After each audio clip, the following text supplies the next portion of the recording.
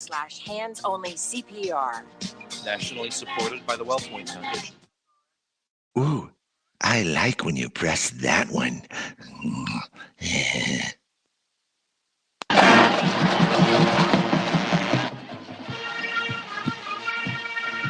This is the Founders Federal High School Football Scoreboard on the Sports Talk Media Network. Coming up, scores and reports from across the state and analysis from David Shelton. The Scoreboard is brought to you by Founders Federal Credit Union. Relax, you're with Founders. Now your host for the High School Scoreboard, Phil Kornblut.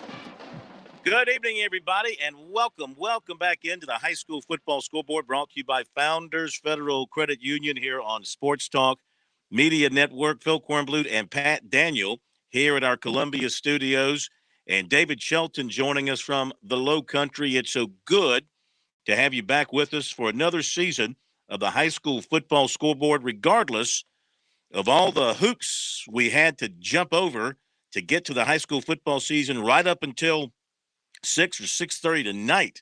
We had news coming out about games being delayed or games being postponed because of COVID and other issues. Despite all that, we have high school football to talk about for you across the state tonight. We will bring you all the scores that we can get our eyes on here over the next 2 hours. David will break everything down for us. Also, we'll try and reach out to some coaches, some happy coaches around the state. And we'll get some reports in from guys who've been out covering games tonight. Also, we want to open up our phone lines this year and really have interaction with high school football fans across the state, especially when David is with us. If you have a direct question for David about a game or a team or things happening in high school football, this would be the opportune time to reach him over the next 2 hours because he's captive. He can't go anywhere. Our phone number, 888-898-2525. That's our South Carolina Education Lottery lucky number into the high school scoreboard, 888-898-2525. So if you've been to a game and want to talk about your team, win or lose, or maybe a player who had a great performance, or you have a question for David, that's the number, 888-898-2525, as we welcome in David Shelton, best in business, we call him Bib, for, I don't know, maybe a 30th year here on the high school football scoreboard. I think you were on training wheels and braces when we first brought you into the high school football scoreboard. Yeah, it's been a long time. I can tell you that. I quit counting after about 20. It's been a long time.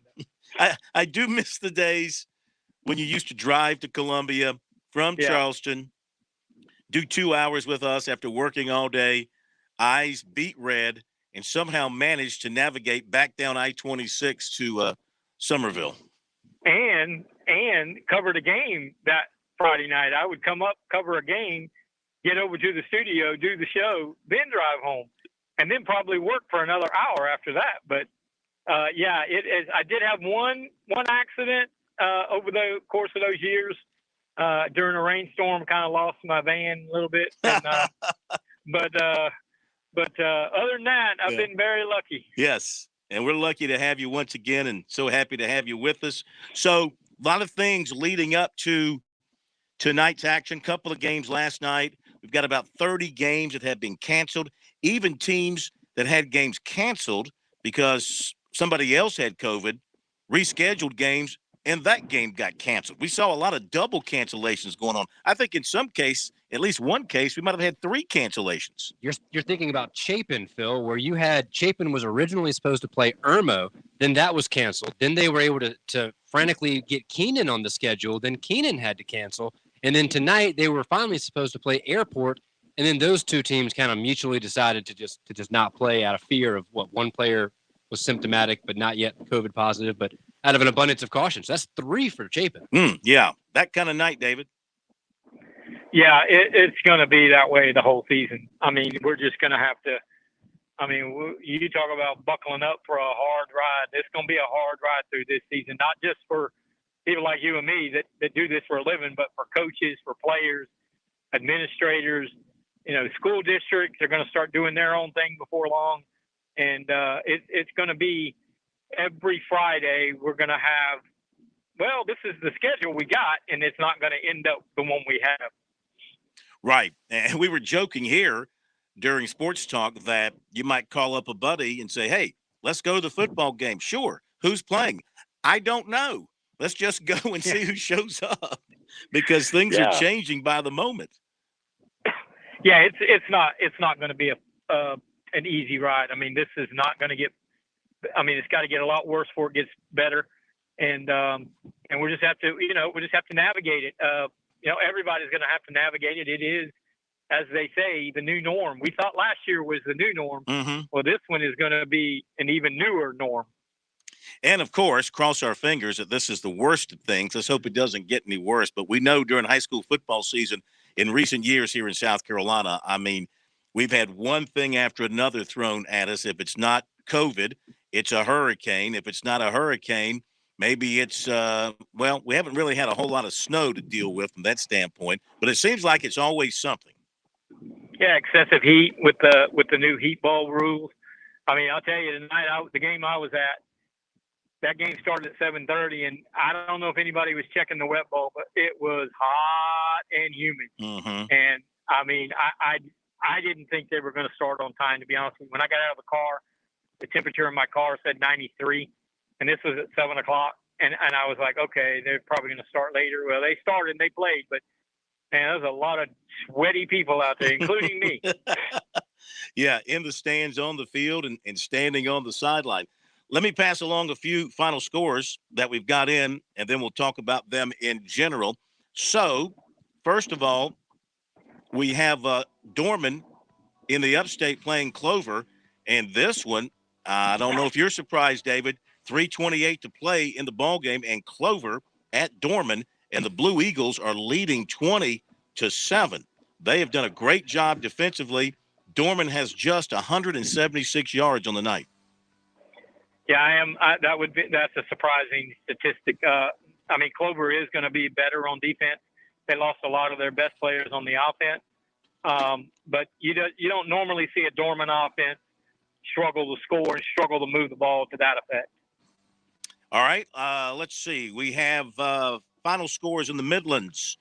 Gray Collegiate beat Camden tonight, 26-6. Gray Collegiate with that exciting player Adams really turning it on tonight and beating a Camden team that had a great year last year, holding Camden in just a pair of field goals, David, 26-6. Yeah, Camden offensively is going to struggle a little bit to start. They lost so many weapons.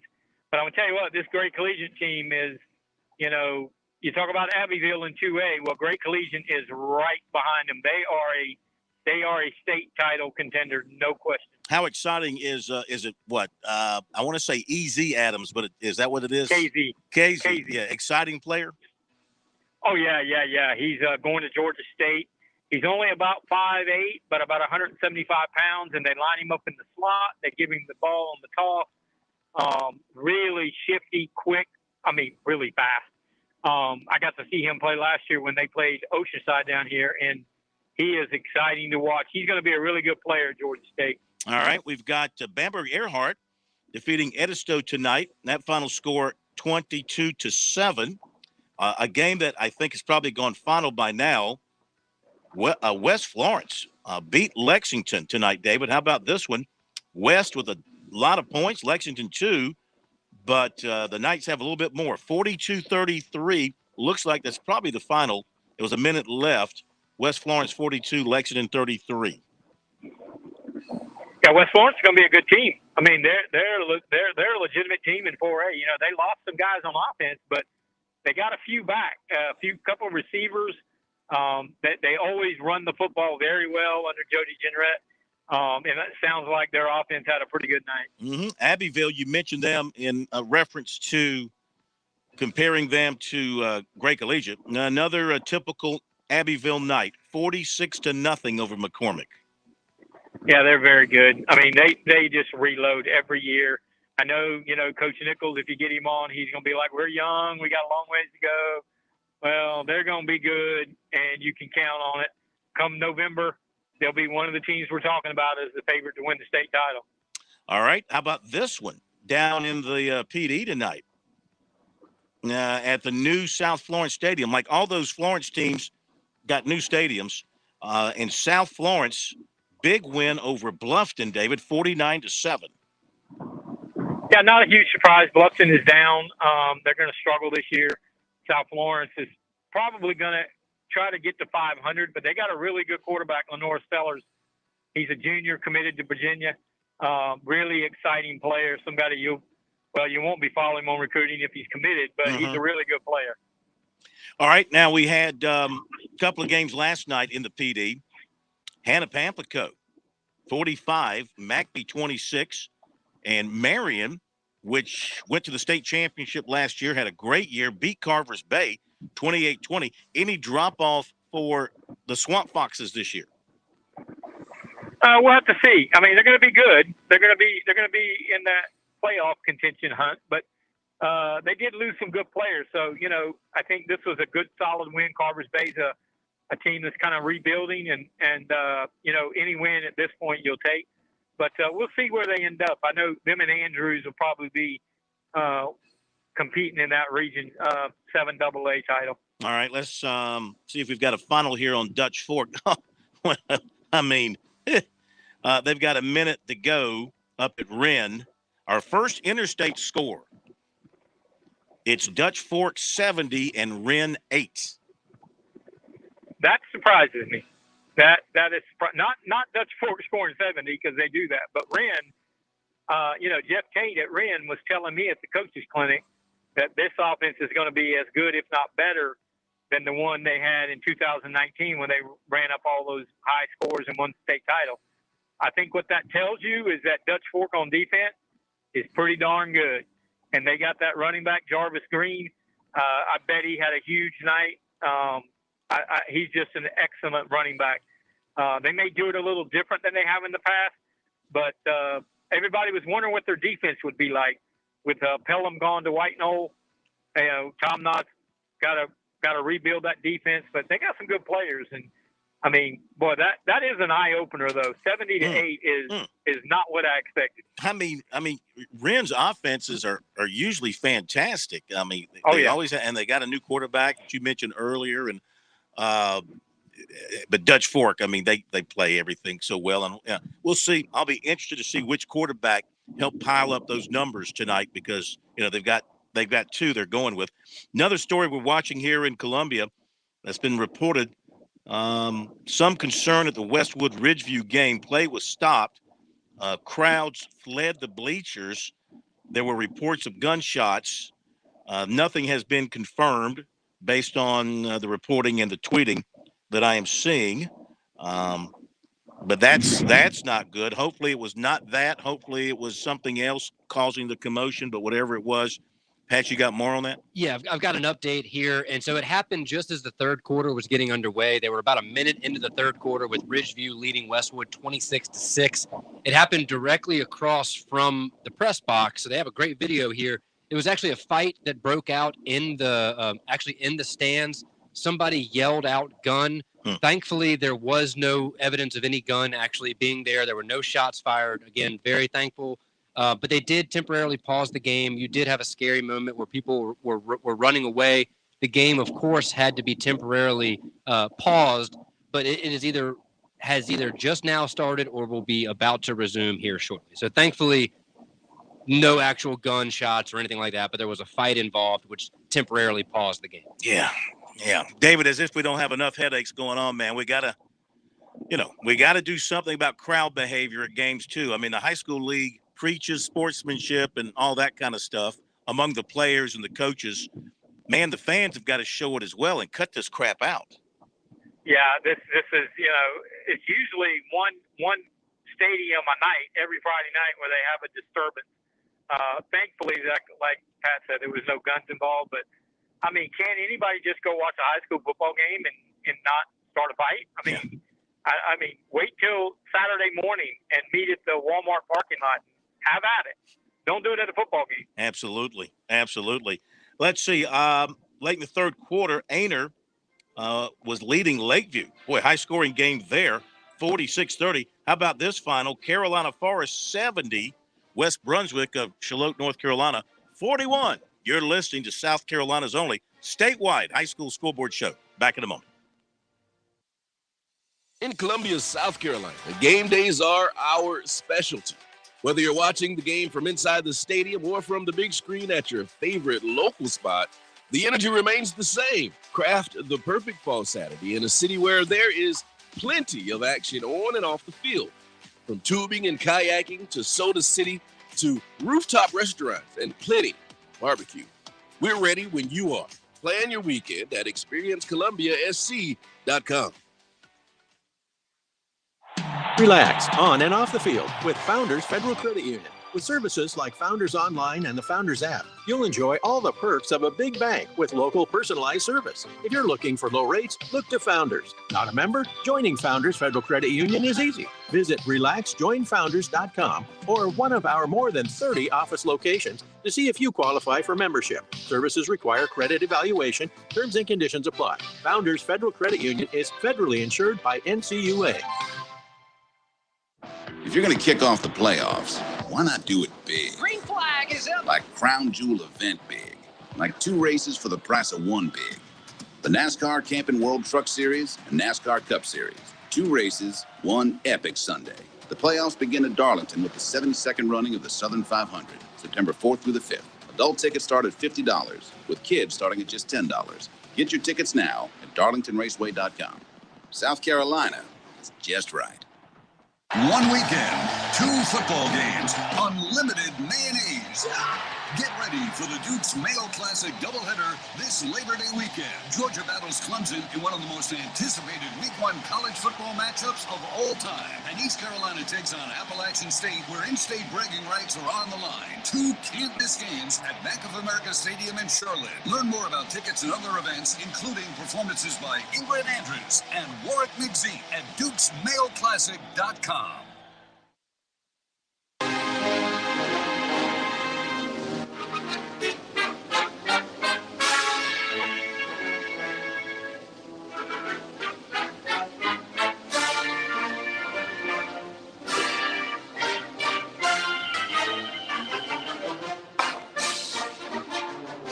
We are back on the Founders Federal Credit Union High School Football Scoreboard here on Sports Talk Media Network. Phil Kornblut, Pat Daniel, and David Shelton here at your service tonight. Hey, love to hear from you. If you've been to a ball game, want to share a thought with us about what you saw. Perhaps you're over at that wild setting that we were just talking about.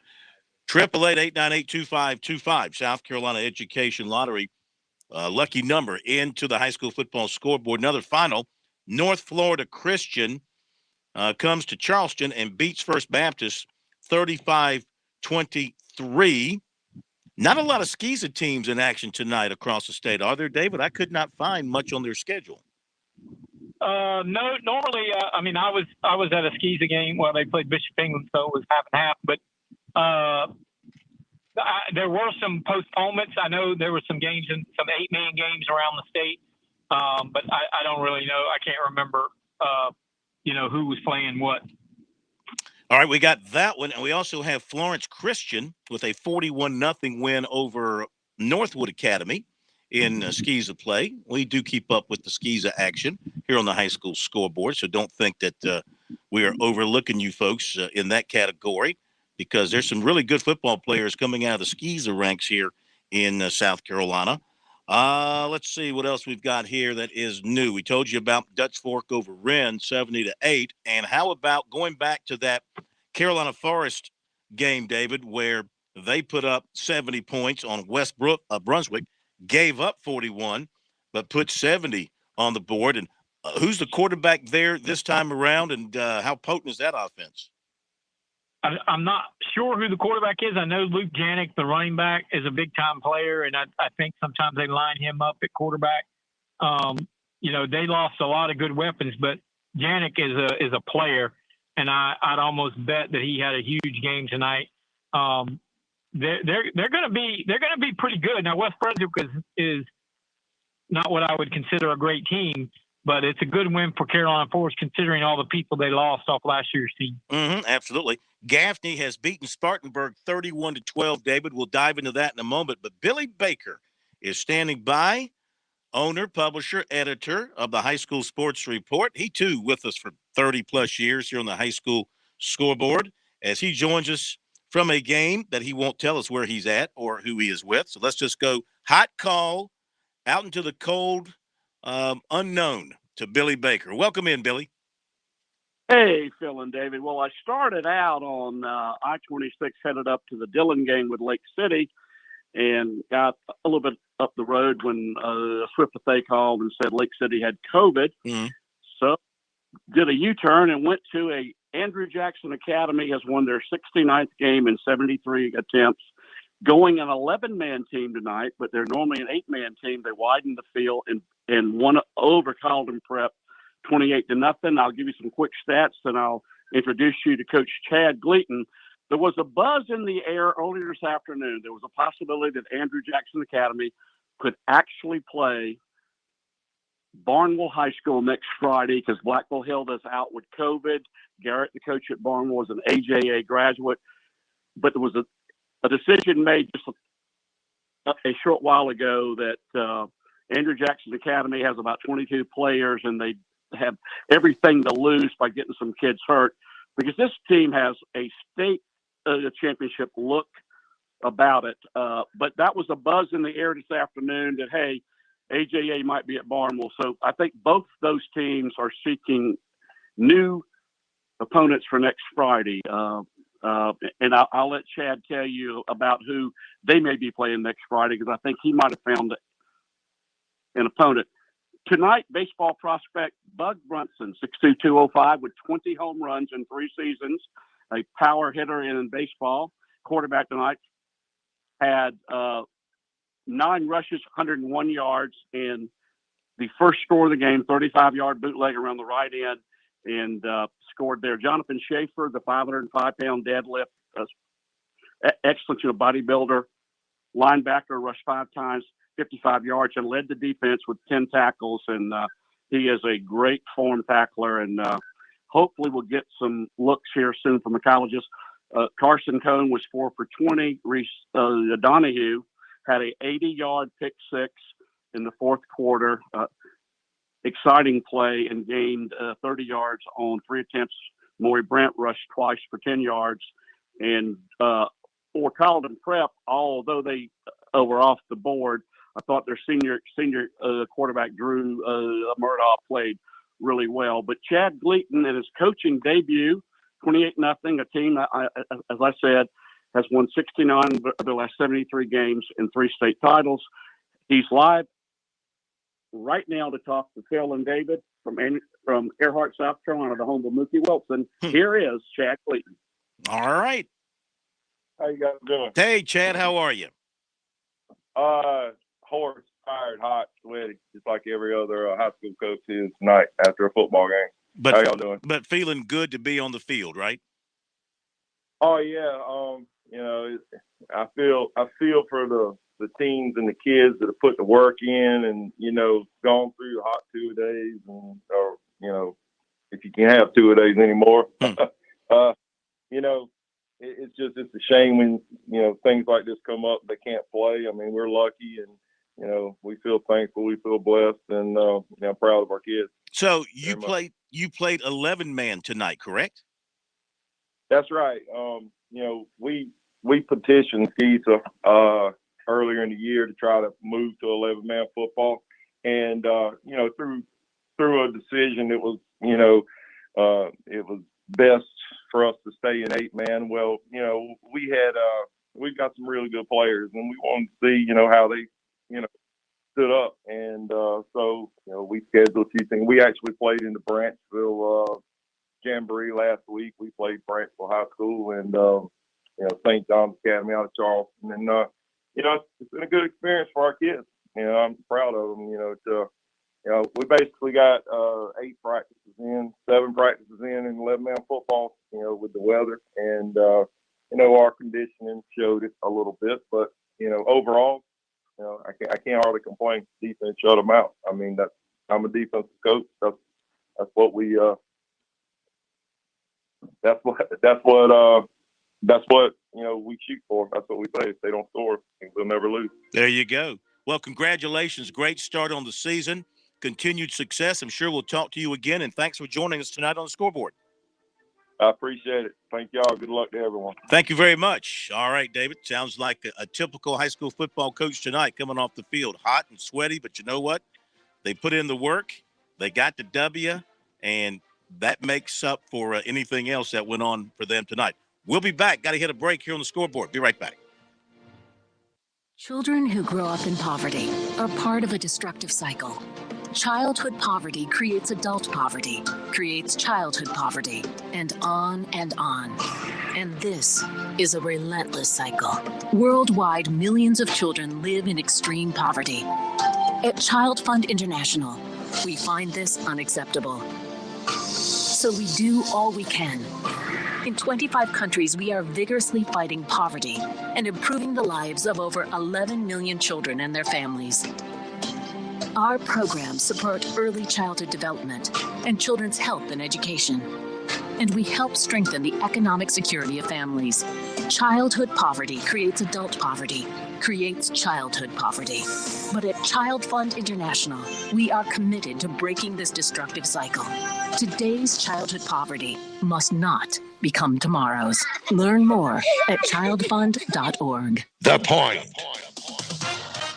With SRN News, I'm Jason Walker. Secretary of State Antony Blinken says 13 nations have agreed to at least temporarily host at-risk Afghans evacuated, and a dozen more countries agreeing to serve as transit points for evacuees. He says potential Afghan refugees not already cleared for resettlement in the U.S. would be housed in Albania, Canada, Colombia, Costa Rica, Chile, Mexico, Poland, and several others. Haitian earthquake victims have rushed aid sites, taking food and supplies. The attacks on shipments illustrate how many are frustrated following that 7.2 earthquake. One of the all-time greats in the history of country music is dead. Singer-songwriter Tom T. Hall was 85. This is SRN News.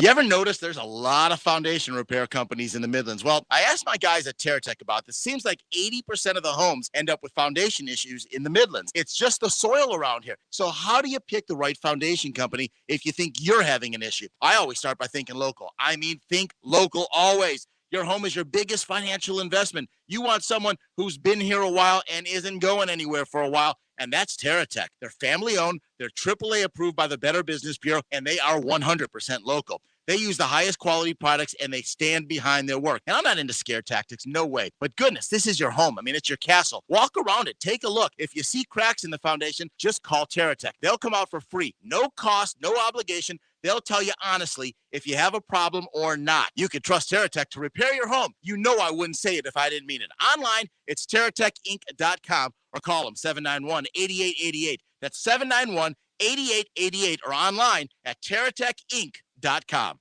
Have you fallen behind on your taxes and might be facing IRS penalties? Have wage garnishments, levies, or liens? Have unfiled tax returns? You want someone local and qualified. Don't fall for those national spots. Meet with me, Teresa, at Capital City Professional Services, and let me help you through your tax maze. I can help with all your tax resolution issues. There are options to get you back on track. Call Capital City Professional Services, 400-8683. That's 400-8683. Doors are being slammed in your face, and bad credit is holding you back. Ray's Webinar has dedicated over 40 years to helping everyone get a 750 credit score. $99 can get you started. And when you complete the program, you'll get a $1,000 Visa credit card, guaranteed or your money back. Bankruptcy, tax liens, judgments, and even late pays can be removed from your personal credit reports. If you need a credit score to 750, $99 can get you started. Ray's Webinar has built millions in credit for personal and business. If you need $5,000 to $50,000 and more, Ray's Webinar will get you what you want. Call 800-490-4140. That's 800-490-4140. If you need your credit score to go up, Ray's Webinar is the only one that can help you. Ray's Webinar will personally rebuild your credit to a 750 and build all the credit you need, guaranteed or your money back and a $1,000 Visa card when you complete the program. Call Ray's Webinar, 800-490-4140. That's 800-490-4140. 800-490-4140. Call now. Hey, Point listeners, this is Casey Whitener, and I'm the co-host of Right on SC on Saturday mornings. Join me and Rex Hurst talking about books, talking about writing, craft, marketing, publishing, the whole gambit. Right on sc.blog, Saturday mornings, 9 a.m. on The Point. Hey, Point listeners, this is Casey Whitener, and I'm the co-host of Right on SC on Saturday mornings. Join me and Rex Hurst talking about books, talking about writing, craft, marketing, publishing, the whole gambit. Right on sc.blog, Saturday mornings, 9 a.m. on The Point.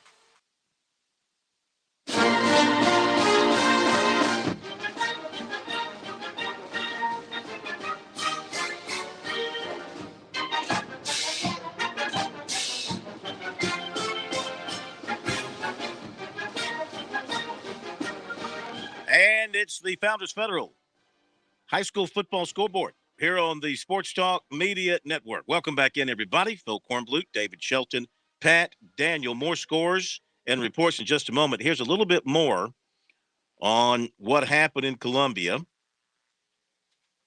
Lou Bezjak from the state newspaper writing just a little while ago. Basically what happened is what we've talked about, but really what kind of apparently, according to the sheriff's department and a spokesman for the school district, and according to this story, the broadcasters of the game was being televised on television in Columbia, and the broadcasters of the game, as it says here, the commentators said on air they believe they heard gunshots. And so the sheriff put out a release, Sheriff Lott from Richland County. No shots fired at Ridgeview versus Westwood football game. RCSD is the official and accurate reporting source, according to Sheriff Leon Lott. And then, according to Libby Roof, a Richland 2 spokesperson, game has been delayed due to a fight involving spectators. Reports of shots fired were not accurate. No shots were fired. The commotion caused people to panic and scatter near visitor side stands. The individuals involved in the fight have been removed from the scene. So, I think we had a little bit of media getting ahead of itself there in a very dangerous situation. I mean, listen, I wasn't there, don't know what people heard or what they thought they heard, but if you're going to make an exclamation, David, of gunshots, you better be darn sure about it, because that's going to be nothing but panicking everybody, not necessarily who's there, because if they're there, they're not watching television, but people watching on television, they call people who were there, they rush to the scene, can cause a great deal of commotion. Yeah, it's just sort of like injuries. When you have a pretty serious injury on the field and you have to stop the game, you don't want to speculate. You just want to say, hey, there's a guy hurt. We're going to take a break, whatever. You don't want to, you don't want to go, oh my God, I think he snapped his leg in half, or he broke his neck, or, or he may have died or whatever. You just want to let it happen and figure it out later. And I think that sounds like that's what this situation was. When a commotion broke out, maybe there was some noise in the bleachers, heads hitting the stands, or maybe it sounded like gunshot, but it'd be better off just not to say that. Just say there's a disturbance and we'll take a break and we'll be right back, or whatever. Yeah. You don't want to sensationalize it.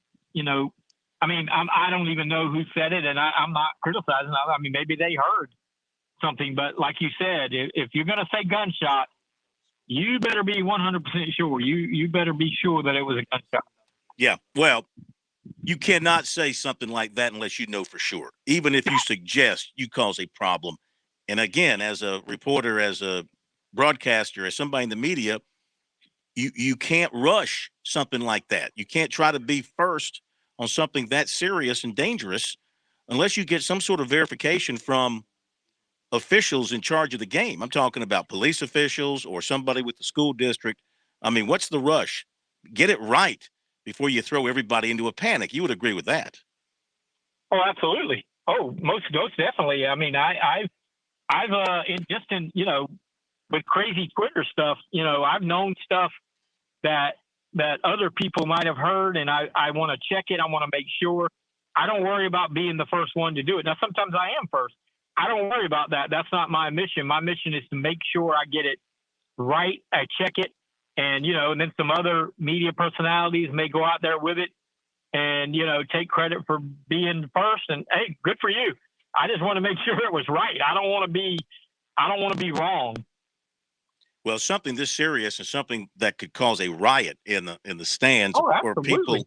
people rushing out because they've heard that on television or whatever the case may be. You just got to be careful for that. We've got too much lackadaisical, sloppy reporting that's been going on here recently in the Columbia market that people need to kind of take a look in the mirror and figure out what they're doing here. All right, Pinewood Prep beat St. John's 14-0 tonight. Crossover game between a high school league team and Skeeza. Let's go to the phones, get another report on the air for you here.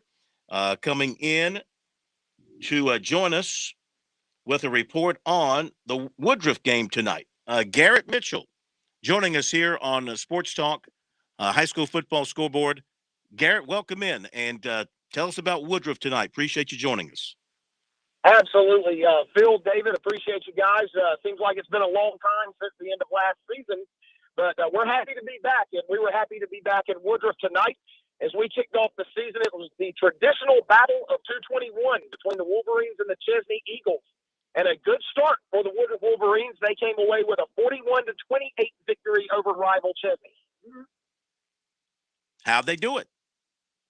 Well, I'll tell you what, Phil, it was the offense, I'll go ahead and say, is quite frankly fairly lethal, at least one game in. It's a small sample size, but coming back from last year, starting quarterback Carson Tucker, he was a sophomore a season ago, and he was back with a vengeance tonight. Carson with, I don't have the official stats, but threw for over 300 yards and 4 touchdowns. DeMar Gilmore, senior running back, taking over for the sensational Shamar Dindy, who is now at Hutchinson Junior College out in Kansas. He rushed for right around 140, 150 tonight, and 2 touchdowns on the ground as well. The Wolverines may be a little sloppy on defense. Chesney with Clay Lewis's triple option attack. It's it's coming out of the gate facing an offense like that can be a little bit tricky, but Woodruff got the stops when they needed to get them. They made timely plays, and you'll take any win any way you can get it, and certainly in front of a packed house on opening night with a rival team in the building, 41-28, you'll take it all day long. Absolutely. Okay, man. Thank you very much. Who does Woodruff have next week? Phil, we have Hillcrest next week. The Wolverines will hit the road, just a quick little 20-minute drive right over to Simpsonville, and we'll take on the 5A Hillcrest Rams. So that should be a great ball game, and I'll call back in next Friday night with updates on how the Wolverines do. We thank you very much, Garrett. Good hearing from you, and good luck next week. Thanks very much. Thanks, so. All right, let's keep it in the upstate as we have the story on Clover's win over Dorman, a shocker tonight, maybe the shocker of the night so far in the state. Bob Corlew from our affiliate up in the Spartanburg Woodruff area, WQUL, joining us here on the scoreboard. Hello, Bob. Hey, good evening, Phil. I hope you're having a good night. You said it exactly right. This was quite an upset. Clover came into Dorman. It was a home game for Dorman. Everybody expected Dorman to win. The question was just how big the win was going to be. And to be frank, the game from start to finish was just riddled with opening game jitters, probably for both teams, just to be fair. Mm-hmm. There were 25 penalties combined, and each team was penalized over 100 yards. Neither team had a whole lot of offense. And I don't want to say it was a defensive battle. It just was one where neither team could get the offense to click. At the very beginning of the game, Clover had first possession. They went 3 and out. And then when they attempted to punt, there was a bad snap from center, and the punt was muffed. And Dorman had 1st and 10 on the 11-yard line, 11 yards away from pay dirt, and couldn't take the ball in, couldn't score. Later on in the game, Dorman almost scored again. They got down to the 3-yard line, but it went out on downs. They threw 2 incomplete passes as they were trying to get over the goal line, but the drive ended at the 3. So, to be fair, it was one of those games where, frankly, neither team played their best. Dorman particularly was hoping to shine and just didn't happen. There were quite a few injuries, and most of those just cramps and the heat and the frantic activity in the game, and those things contributed, I think, to the loss. Clover kept the ball on the ground pretty much. They did some passing in the first half, but with only moderate success. But they kept the ball on the ground, and Dorman's defense, which everybody thought would be the strongest suit, really just could not stop the Clover run. So it ended up being a 20-7 loss for Dorman. Dorman will face Boiling Springs next week. It's another home game for the Cavaliers at Cavalier Stadium. And it's one of those games where I'm sure they will spend a lot of time watching the film and making adjustments and proceeding on to do things differently for next week. Yeah, I wouldn't give up so quickly on Dorman after 1 week. Absolutely. Dorman certainly has a lot of standouts, a lot of good players, and they work together well as a team. They did well on the 7-on-7s earlier in the preseason.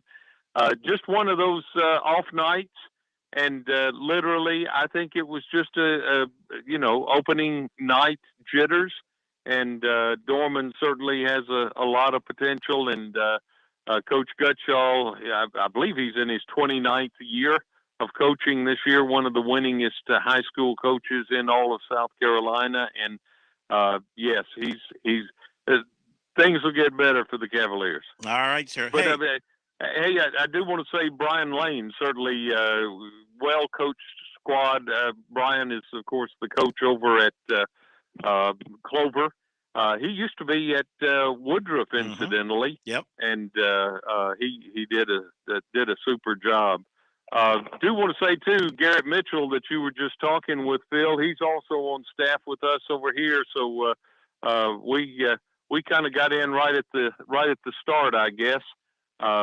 Our game, the Dorman game, really went long. It was not over till about 10:25 or so. Well, we appreciate it, and we'll hear from both of you guys next week. Hey, sounds great. Good to talk to you. You too. Yes, sir. Thank you, Thanks. Bob Corlute from up at Spartanburg, Woodruff, our affiliate up there, WQUL. Few other final scores. River Bluff beat Chapin 28 to, I may make that Lugoff Elgin. River Bluff 28, Lugoff Elgin 7. St. Joseph Catholic over Cardinal Newman 43-6. Louisville beat Columbia 40-20. May River edged Orangeburg Wilkinson 34-33. Spring Valley over White Knoll 23-0. That's the final score. And also, David, for the first time since 2018, Richland Northeast is a winner. The Cavaliers went to Darlington, and they defeated the Falcons tonight. And that final score, Richland Northeast over Darlington, 29-7. And so that's Walt Wilson, I believe, over at R&E now, running that program. Yeah, I think you're right. And so with the new stadium on campus for the first time, and they go out and get a win in his first game and break that long losing streak, that's quite a night for them. Yeah, absolutely. And, Darlington's one of those teams that's kind of struggling as well. So somebody was going to, get off on the right foot. But Darlington is one of the youngest varsity football teams in the state. I think they have I read somewhere they have like 18 sophomores and 15 freshmen of their 40-man roster. So that's a lot of that's a JV team. Yeah. Playing varsity football. All right, another final. In the shocker in the PD, David, Marlboro County shut out Latta 33-0. Well, you better check that. That might be a joke. No, I'm afraid I'm serious. 33-0. Bulldogs take a bite out of the Vikings tonight. But don't count my boys out. We got a long season ahead. We'll hit a break and come back with more scores and reports and more from David here on the High School Scoreboard.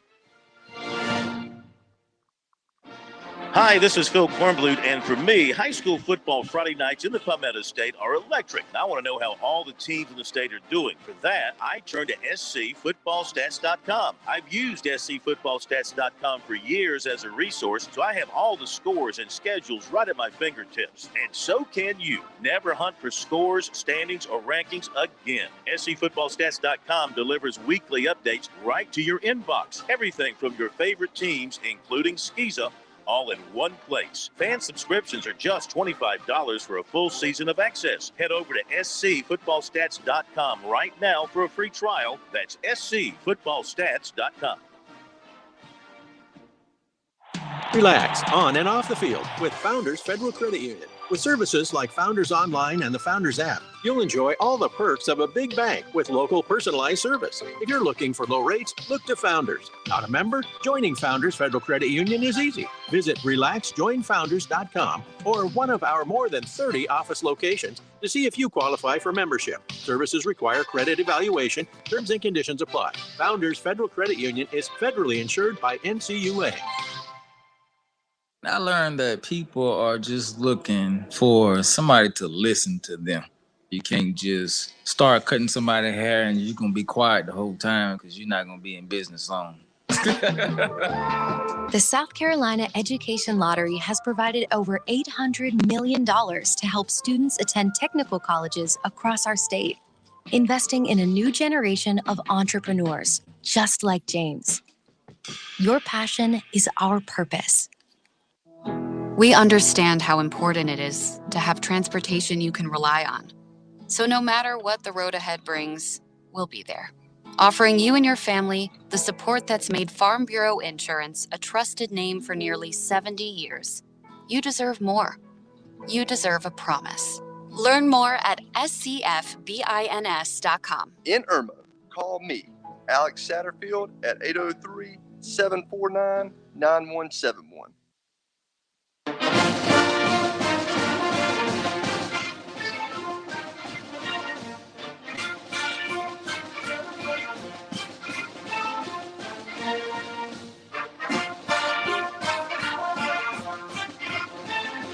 All right, welcome back, everybody. High School Football Scoreboard brought to you by Founders Federal Credit Union here on the Sports Talk Media Network. Glad to have you with us. And David Shelton along with us and Pat Daniel as well. And let's go back to reporters who've been out at ball games tonight. We appreciate the great calls we've gotten in from folks who've been battling the heat and humidity to do it for you, the high school football fan across the state. Let's welcome in Woody Fagan with details on the South Florence win over Bluffton tonight. Woody, how you doing, man? Doing great, Phil. How about you tonight? We're good, thank you. Well, good. And, can't get better than this time of year. One of my favorite times, the kickoff of high school football. Was really blessed tonight to see not only the inaugural game, but to be able to call the play-by-play for that tonight was fantastic. Coach Marlowe and the Bruins put on a really good show for the home crowd. The field looked fantastic, and it's a long time in coming to Florence to have all three schools now truly have a home field advantage when it comes to a stadium. So right off the bat, Bluffton took the kickoff, didn't do a whole lot with it, moved the ball up, not even quite to the 40-yard line. That's when South Florence took over, and with 4:18 on the clock in the first quarter, here's your history piece. The first touchdown scored in the new stadium was by Shaquem Shiloh, the little halfback, number 5, from South Florence on a 10-yard touchdown pass from Lenora Sellers. And I'll tell you, Lenora Sellers looks like a man among boys right now. And I know Bluffton's got a kind of a down year, but this Virginia commit is legit. He's got the athletic ability. I saw maybe one questionable pass from him tonight at all that I felt like, maybe I'd have tucked that one and run that one. But he looked calm. He looked poised. He was accurate for the most part, and I tell you, he put on a great show. And by the way, found out the kid's squatting 500 pounds according to his strength coach. I talked to him tonight too. So he has really hit the weight room hard, as has the rest of the the Bruins staff and Bruins players, and it is really showing. Last year they got, admittedly by Coach Marlowe, manhandled. He felt like at all points of the game. Not so right now. But Lenora Sellers had another touchdown run in the second quarter, and then threw a 15-yard two-point conversion pass after a penalty to Jabari Johnson, which was then followed up later after a good defensive stand by a 40-yard punt return by Evan Singletary. He caught this thing in traffic. Not exactly sure how he got it out of there, but just took about 3 steps to the middle, broke it to the side, and he was gone. Wasn't touched. Then 36 seconds remaining in that second quarter, Malik Terry had a 4-yard touchdown run, even did the 2-point conversion, and at the half, the score was 28-0, South Lawrence over Bluffton. Then in the third quarter, South Lawrence gets the ball right back. 42-yard touchdown rope to Jabari Johnson from Lenora Sellers. Extra point was good by Grant McDonald. 35-0 was the score. Then on the ensuing kickoff to Bluffton, probably the only highlight of the game for them tonight, Kamari Simmons, number 3, 80-yard touchdown return down the sideline for the Bluffton Bobcats' only score tonight, made it 35-7. 5:15 remaining in the third quarter. Ty McWhite, another little running back they've thrown in there tonight. Didn't seem really much until the second half. Number 20, the kid runs the ball like he's been shot out of a cannon. They just a lot of these Malik Terry tends to run behind the pads a little. Seems a little bit to pick his way along his route, find the green. It's like McWhite knew where it was tonight as soon as he got the ball, because he just took off like a streak and had 73 yards, I think, in the third quarter alone on one series. And that resulted in a 9-yard touchdown run. Extra point was tacked on by Grant McDonald. It was 41-7. And then finally in the fourth quarter, another 15-yard run by Taya McWhite. The extra point was good by McDonald, and we're at our final score, 49-7. All right, sir. Thank you very much. Great report, and we'll talk to you next week.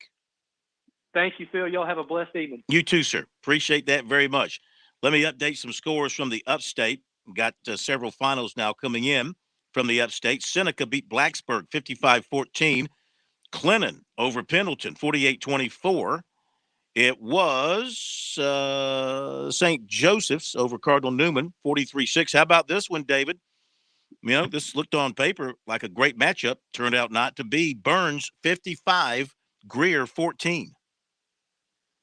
Yeah, Burns is they're just better than Greer. I mean, Greer's going to struggle a little bit offensively. Burns has got a lot of people back from last year. I think they're going to be, between them and Dorman, they'll probably be the top 2 teams in that league. But maybe the margin of victory is a little bit skewed, but Burns is better. Mm-hmm. We had Belton Honeypath beating Westside tonight. Really good ball game. 23-20, final score there. Woodmont 57, Blue Ridge 27. Also, J.L. Mann beat Eastside tonight. J.L. Mann, not a lot of wins in recent years, so one to cherish over their rival up there in Greenville. And that final score was 13-8.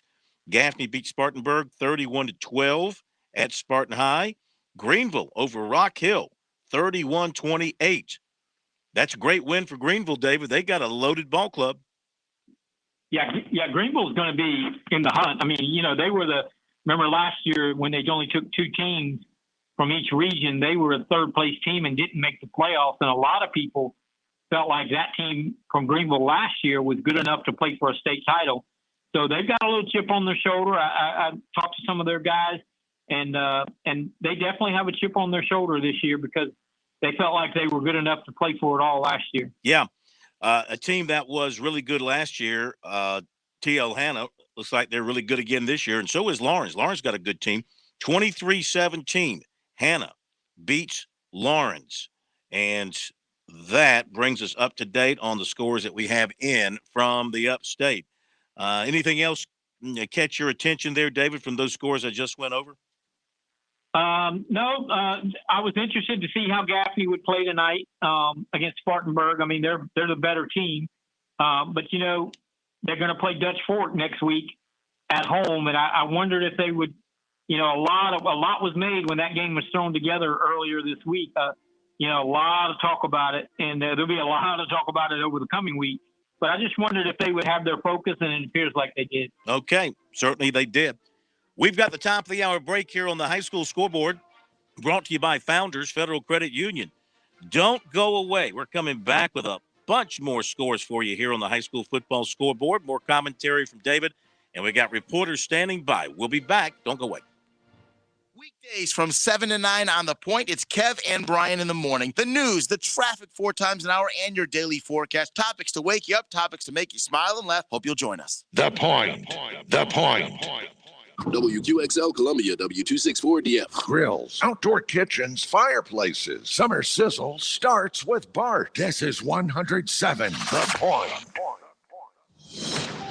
News this hour from townhall.com. I'm Jason Walker.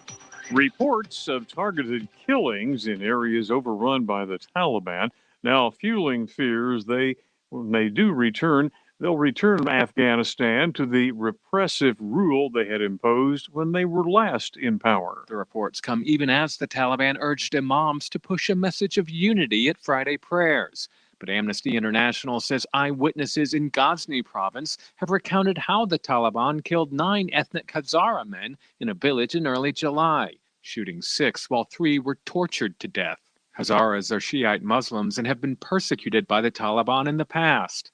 Amnesty warns many more killings may have gone unreported because the Taliban cut cell phone services in many areas they've captured to prevent images from being published.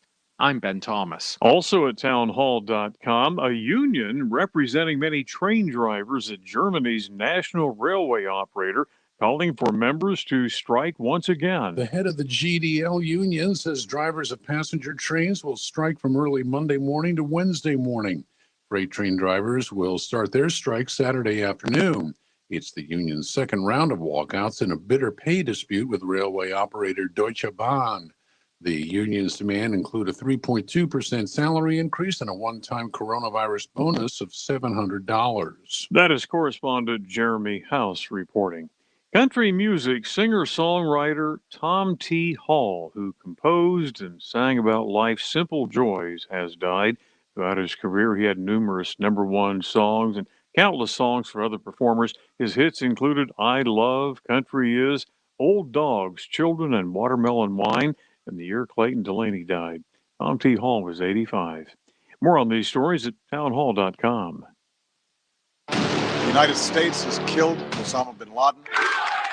Hours after that announcement, the White House leaked that it was SEAL Team 6 that carried out the operation. Al-Qaeda placed bounties on the heads of all Navy SEALs. Then, just 3 months later, Extortion 1-7 requesting permission to take off. The U.S. Army helicopter carrying many from SEAL Team 6 and others entered the Tangi Valley. That's all flash, you see flash. Anybody out there, we have a fallen angel.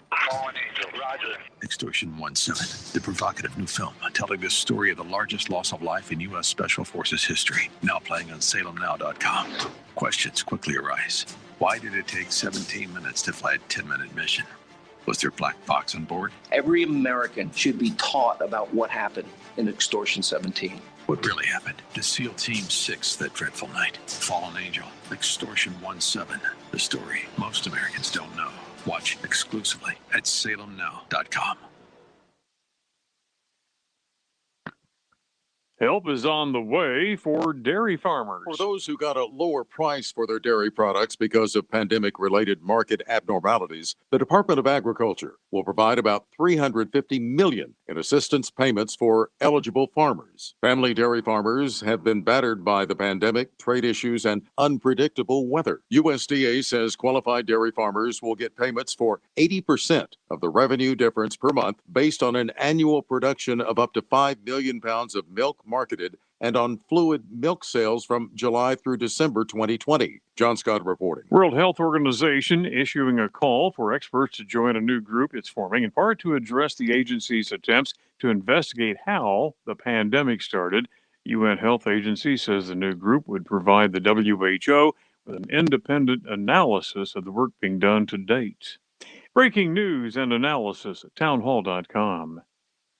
WQXL Columbia, W264DF. Grills, outdoor kitchens, fireplaces. Summer sizzle starts with Bart. This is 107. The Point. What can I possibly do to make this stressful time a little better? Here's one thing I found. It's a small thing, a simple thing, a remarkable thing. Smile. You can share a smile from more than 6 feet apart. You can share it socially with the whole world. In fact, right now, I'm smiling at you. And I hope you're smiling back, because smiling is in you from PassItOn.com. By the way, before we do what's supposed to happen here, thank you for pushing the button.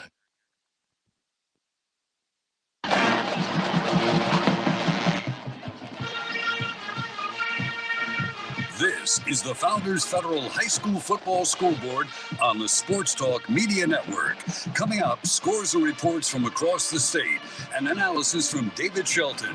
The Scoreboard is brought to you by Founders Federal Credit Union. Relax, you're with Founders. Now your host for the High School Scoreboard, Phil Kornblut.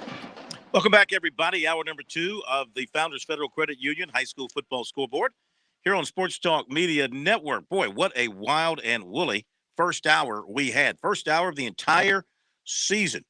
And you know what we like to say, David? You start the season off, you think you got a long season ahead of you. Before you know it, you're 6 weeks in. Before you know it, you're ending region play, getting ready for the playoffs, and then it's championship time. It looks like a long way off from now, but before you blink an eye, we'll be halfway through the season. Yeah, and hopefully we get halfway through the season, and hopefully we get to December and have a champion. Lots got to happen between now and then, and but you're right, it does. The season does fly by. I mean, it gets here, it gets on you pretty quick, and when it hits, it flies by. I've said that. To me, August to December it feels like about a month, and then December or January to August, it feels like 2 years. That's right. That's right. All right, let's get back to reporters who've been standing by. We appreciate your patience. Asked you to hold on through the break, and you were willing to do so. So, Mike Hughes, we talked about that Lawrence game with T.L. Hanna. 2 good teams. And, Mike, Hanna just found a way to pull that thing out. I don't know if it was at the very end, if they had to hold on, if Lawrence had a chance. Tell us how it went down with Hanna winning that game 23-17. Well, I'm kind of driving here, but I'll give you the gist of what I can remember right off the top of my head. Yeah. Hanna jumped out 7-0, and then Lawrence got a field goal, made it 7-3, and Lawrence missed another field goal. But anyway, halftime, Hanna had a lead. But Lawrence came back and took a 17-15 lead going into the fourth quarter. And Hanna really, with more bodies, bigger student bodies, they kind of caught the Lawrence defense tired, because we got a bunch of people that kind of play both ways, if you know what I mean. And they drove down and scored and went for 2 and made it. So that made it 23-17. Lawrence got the ball back with about a minute and a half left and went down the field and got down, I believe it was the 6 or 8 yard line for Hanna, with about 6 seconds left and no timeout, and threw 2 passes into the end zone. And at the last second, Hanna defenders reached out and tipped the ball away as the clock ran out on them. So Lawrence battled them all the way. I'm curious to see how the final stats are going to come out on this one. Yeah. Indication, we know T.L. Hanna was really good last year, been good for several years, probably good this year. We'll have David talk about that in a moment. Is this an indication that Lawrence is pretty good too? Yeah, Lawrence has got some really good skill people this year. They got some speed at the wide receiver position. One of our wide receivers won the state Class 4A 100 and 200 meter sprint this year in the past track meet down there in Columbia. So he won with the 100 and 200. Basically, if you try to double team him, we've got some others that will go out and get you.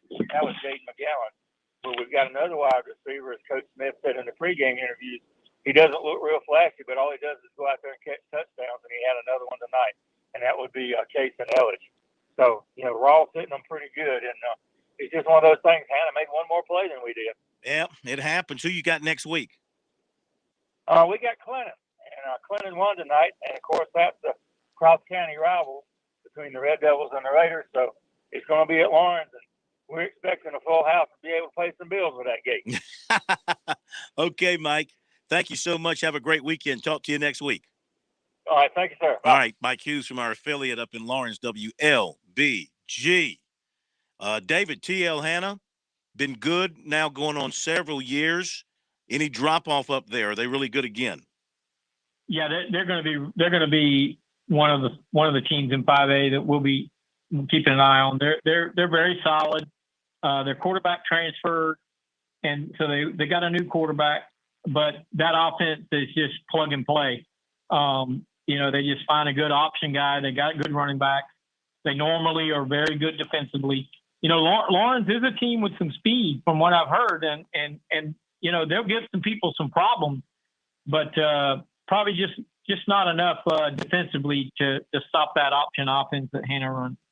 Okay, let's go back out into the fields. Welcome in from, I don't even know who he works for anymore. He has jumped around so many. I don't want to misidentify who's paying him. We're not paying him, but we appreciate him. Chris Deering covering a game in Columbia tonight. And I didn't want to misidentify your current outlet. So tell us where you are. Very good call, Phil. You're in mid-season form already. I've actually, after about, I think, 31 years of working with the state newspaper, I've hung that up for a while and moved over to Prep Red Zone, who's got Ian Guerin and Jed Blackwell and Brandon Stockdale as well in South Carolina. Mm-hmm. So we've got a pretty strong team on for Prep Red Zone. So it's been fun so far, and I think it's only going to get better from here. Very good. So we'll tell people to check that out as well, including your report tonight. What game were you at? I was at Spring Valley, defeated White Knoll 23-0. Okay. Pretty ho-hum game on both sides. Spring Valley's offense, I thought, sort of was a little bit vanilla tonight. I think after the first few series, Coach Robin Bacon thought his defense could hold White Knoll in check. Nick Pelham, who is taking over at White Knoll, he was under Tom Knotts at Dutch Fork. He started 9 sophomores tonight and had one freshman had a lot of playing time. So he's really young. They had a hard time moving the football. Unofficially, by my count, I think they had 16 yards of total offense in the first half. And that Spring Valley defense, Evan Javis, Jameer Tony, Ty Ko, who's going to Georgia Southern, those guys they're going to be good. They're really good on that side of the football, very physical. And I think the Spring Valley team can win some football games this year, maybe surprise a couple teams. It certainly sounds that way. What about the quarterback, Smith, also a safety, I guess? How'd he look for the Vikings? Yeah, he only played the offense tonight. He threw the ball, I didn't throw it downfield much, a lot of screens, but he did throw 2 touchdown passes. The first score was a 6-yard pass to Tony. And then the second one was a 32-yard pass to Deshaun Mingo. That made it 14-0 in the second quarter, and Spring Valley was up 17-0 at the half.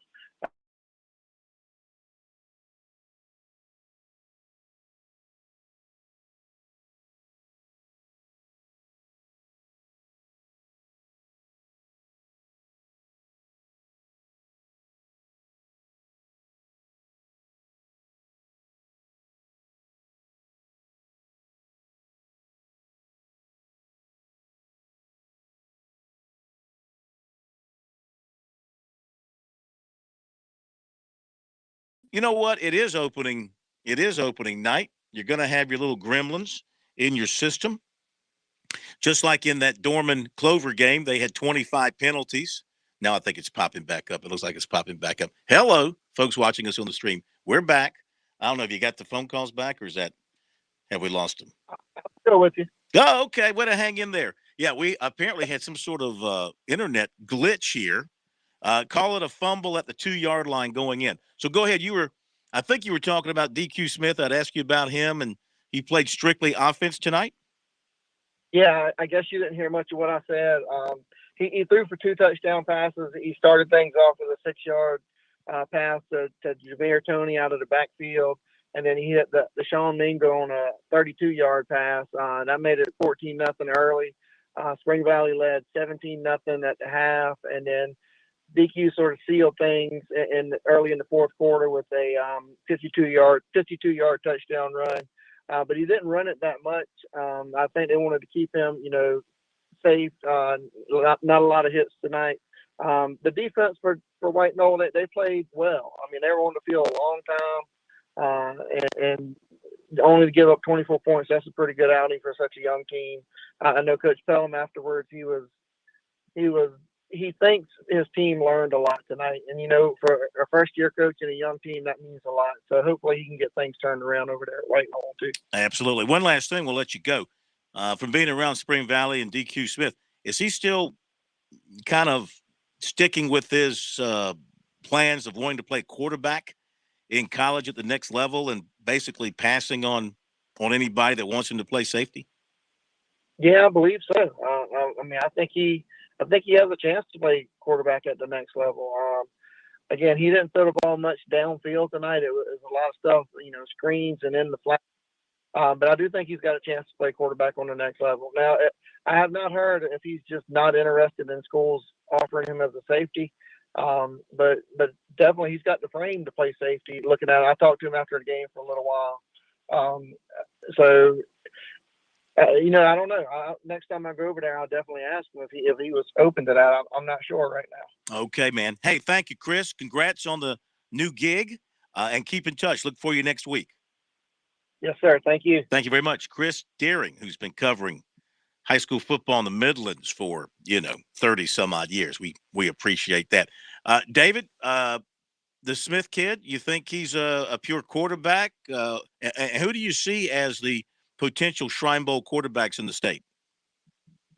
Well, that would depend on what Jerry Brown is going to run offensively. If he's going to run what he runs, then I don't know who the quarterback's going to be, because nobody runs the flex bone hardly. So maybe an Abbeville quarterback or something. But if he's going to turn it over to somebody else and run a spread or a power eye or whatever, I mean, there's some quarterbacks out there. I just haven't.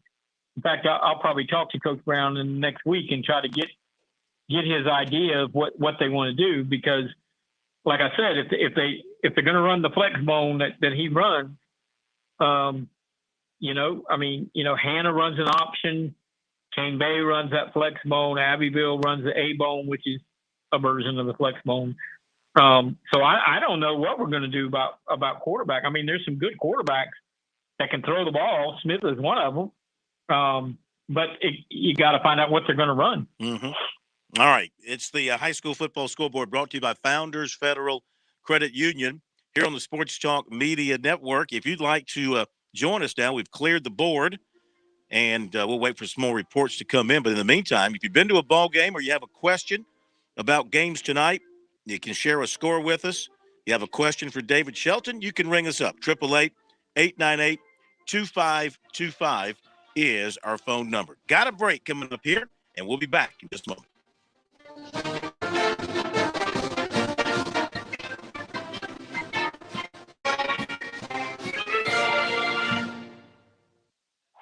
Relax on and off the field with Founders Federal Credit Union. With services like Founders Online and the Founders app, you'll enjoy all the perks of a big bank with local personalized service. If you're looking for low rates, look to Founders. Not a member? Joining Founders Federal Credit Union is easy. Visit relaxjoinfounders.com or one of our more than 30 office locations to see if you qualify for membership. Services require credit evaluation. Terms and conditions apply. Founders Federal Credit Union is federally insured by NCUA.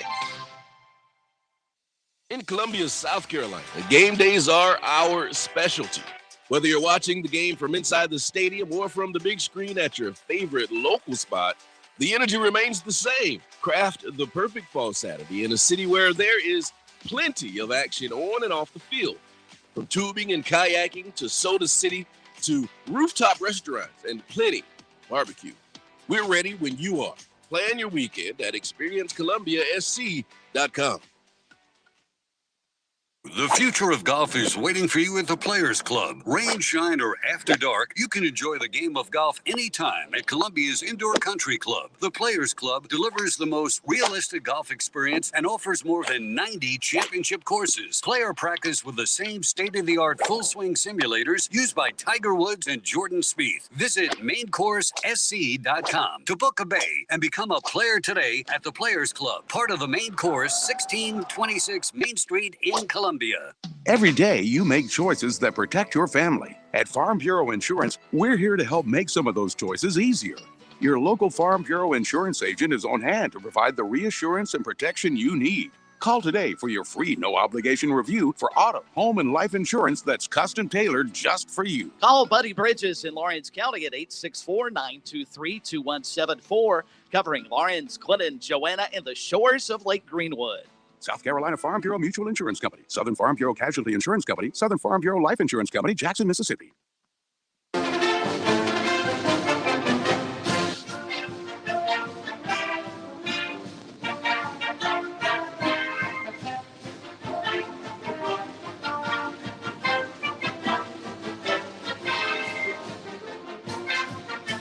Welcome back, everybody. High School Football Scoreboard brought to you by Founders Federal Credit Union. Phil Kornblutz with Pat Daniel and David Shelton on this, the very first night of the high school football season here in South Carolina. Let's bring you up to date, take you around the state on our scoreboard, tell you what we've got in the upstate. Abbeville 46, McCormick nothing. Belton Honeypath 23, Westside 20, Seneca 55, Blacksburg 14, Woodmont 57, Blue Ridge 27, Clinton 48, Pendleton 24, Clover 20, Dorman 7, J.O. Mann 13, Eastside 8, Burns 55, Greer 14, Greenwood 30, Hillcrest 23, Gaffney over Spartanburg 31-12, St. Joseph's 43, Cardinal Newman 6, T.L. Hanna 23, Lawrence 17. It was Woodruff over Chesney 41-28, Dutch Fork 70, Wren 8. Wade Hampton and Easley will play tomorrow. South Point and Northwestern will play tomorrow as well. We'll get some more upstate finals for you here shortly.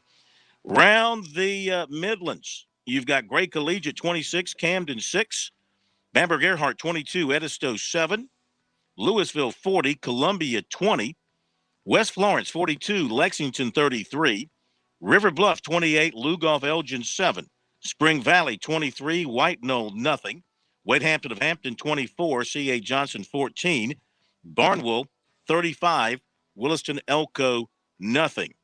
In the PD Grand Strand, Ainer 52, Lakeview 36, Marion 28, Carvers Bay 20, Richland Northeast 29, Darlington 7. It was Marlboro County 33, Latta nothing, Hannah-Pamplico 46, McBee 26 last night. South Florence beat Bluffton 49-7. Carolina Forest 70, West Brunswick of North Carolina 41. Loris and St. James will play tomorrow. Low Country, May River 34, Orangeburg Wilkinson 33, Pinewood Prep 14, St. John's nothing, Porter Goud 20, Bishop England nothing. The Goose Creek Oceanside game, one of those games that was canceled. That was going to be a heck of a ball game, and it was canceled. Skeeza, North Florida Christian 35, First Baptist 23, Florence Christian 41, Northwood Academy nothing, Andrew Jackson Academy 28, Colleton Prep nothing. Heathwood Hall yesterday beat Spartanburg Christian 63-6. David, you got anything else down your way? I just want to mention that Oceanside is playing tomorrow. They're going to go to Charlotte and play Butler High School. A game they got together after their game got canceled. They're looking for opponents. They tried to get AC Flora, and they were willing to go to AC Flora and play tomorrow, but AC Flora declined to play. So they kept looking, and they were determined to find a game for week 0, and they found a team, Butler High School out of Charlotte, and they'll play that game tomorrow night. Okay, let me give you some more finals. Philip Simmons over Georgetown, 29-0. It was Ridge Spring Monetta beat Batesburg Leesville, 19-14. Calhoun County over Well Branch. Nope, make that fourth quarter. 50-48 is the last score we've gotten on that one. And checking here to see if there's anything else new. Powdersville over Broome, 46-28, and that's final score. And I think we've covered everything that we've got in so far tonight. So with that being said, let's go back to our folks out in the fields. Appreciate everybody. Going to give me that. Nope. What's up? Sorry, this is actually just we have a caller on hold Okay. wanting to know about if Fort Dorchester played tonight or when they opened their season. David, what did about not that? Play tonight. They did not play tonight. They weren't scheduled to play week 0. They'll play next week. How'd they look in the preseason in your eyes? I got the team scrimmage Oceanside. They're very good on the defensive line. Got a very good quarterback. I think Osborne's a really good quarterback, and he's got good receivers. They're going to have to shore up some things on the offensive line. Today I saw them, they had 2 guys out, but they're still the best team in Charleston, I think. Yeah, offensive firepower. Oh yeah, they can throw it around the yard, and they got some guys that can make some plays. And the quarterback Osborne, a junior, is really efficient. Has a good arm, but just makes really good throws, really good decisions. They have a pretty good running game. I'm not sure where that's at right now, but again, I think that can get better as the offensive line improves. A few more scores. I didn't mention this a moment ago. Greenville 31, Rock Hill 28. Great game there. Indian Land over Nation Ford 34-27. Catawba Ridge 35, Fort Mill nothing. Now, David, Catawba Ridge has got that 2024 quarterback, Jaden Davis. Already one of the recruiting services has named him the #1 player in the country for his class. Your thoughts? Well, he's really good. I don't see all the players in the country, so I'll take their word for it. But he's certainly a very talented, athletic quarterback, good arm, runs well. Really has a lot of positive things, and that team's going to be pretty good. They made a good run last year to the upper state finals, and they're going to be a contender again this year, especially as long as they can keep him healthy, because he's a guy that will make a lot of plays. Yeah, he does sound special. Louisville beat Columbia 40-20. We also have Great Falls over Whitmire 36-12. Final score there. And one more final for you from that Rock Hill area. Providence of North Carolina beat Chester 21-7. 888-898-2525 is the number. We go to Alvin in Charleston. Has a question for you, David, about high school football and about the scores tonight. Alvin, what's going on? Hey, nothing much, guys. I'm actually in the upstate. I called. I know they do some kind of showdown there with Fort Dorchester. I want to say Ashley Ridge, Stall, and Somerville. And I was wondering whether they had that tonight or not. Well, that would have been like last week, David. A lot of those things got postponed, right? No, there was a jamboree tonight over at Somerville, the Dorchester 2 jamboree. It's got Somerville, Ashley Ridge, Woodland, and Fort Dorchester. And they do their jamboree on week 0, or they did this year for whatever reason. So that's why, when they ask about Fort Dorchester playing, they didn't.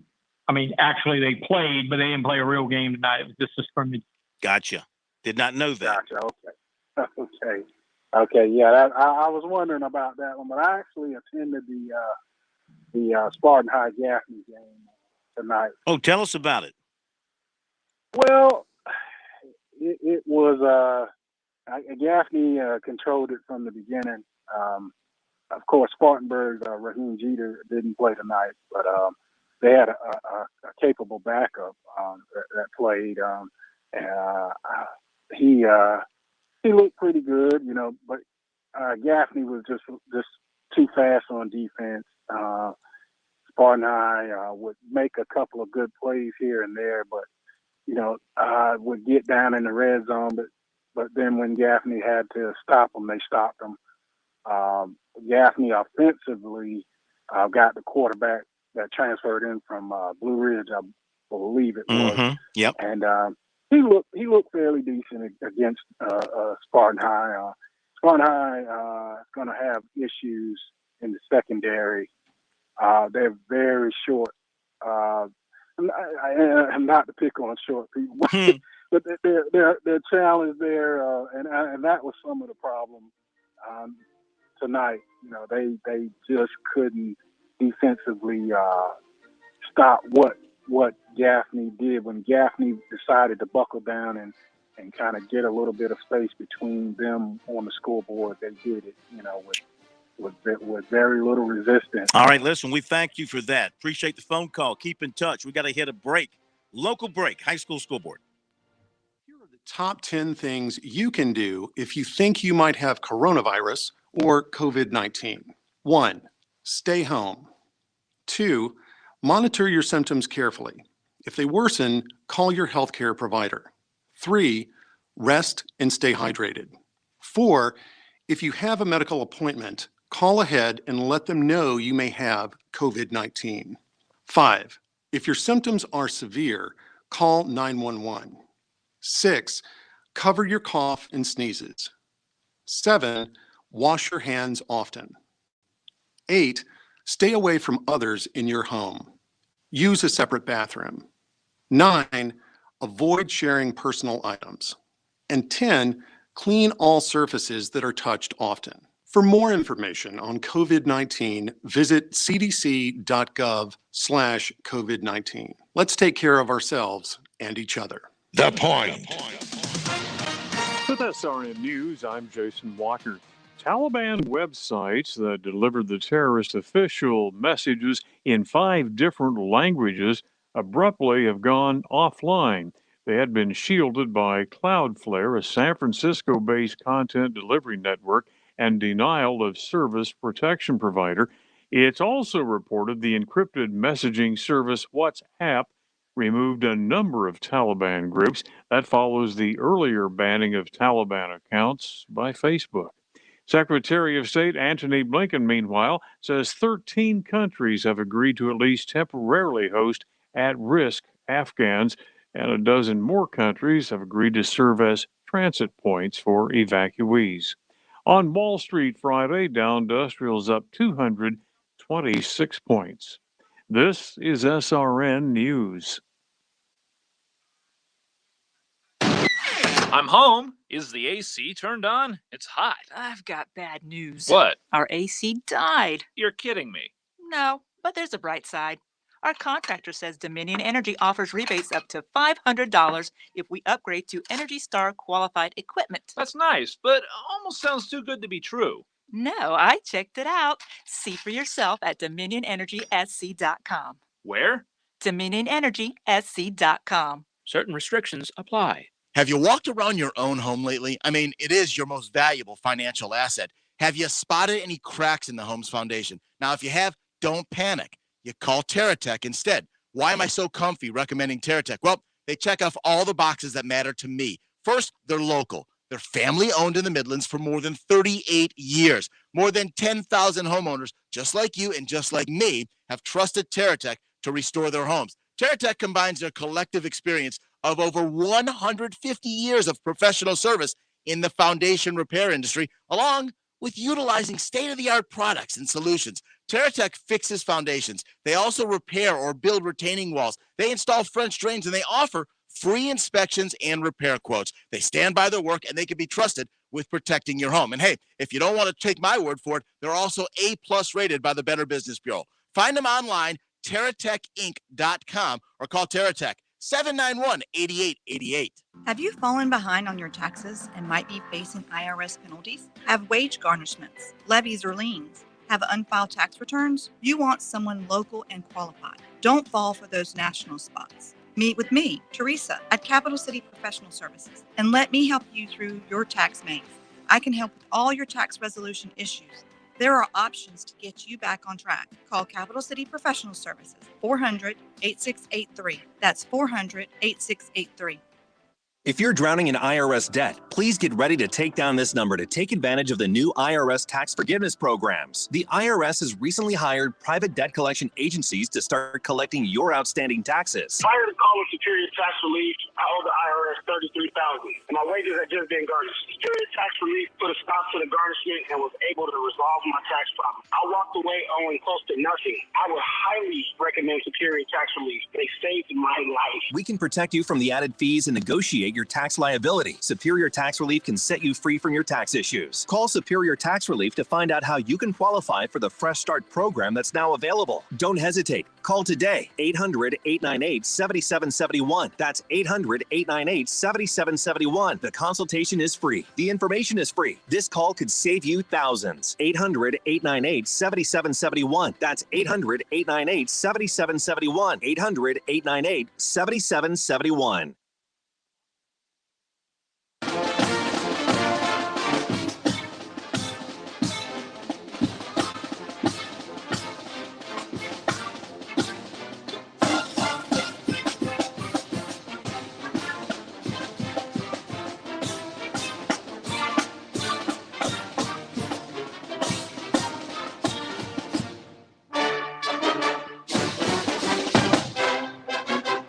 And we're back on the high school football scoreboard, brought to you by Founders Federal Credit Union. Phil Kornbluth, David Shelton, and Pat Daniel. Give you some more finals here from the Midlands now. Rich Spring Monetta over Batesburg-Leesville, 19-14.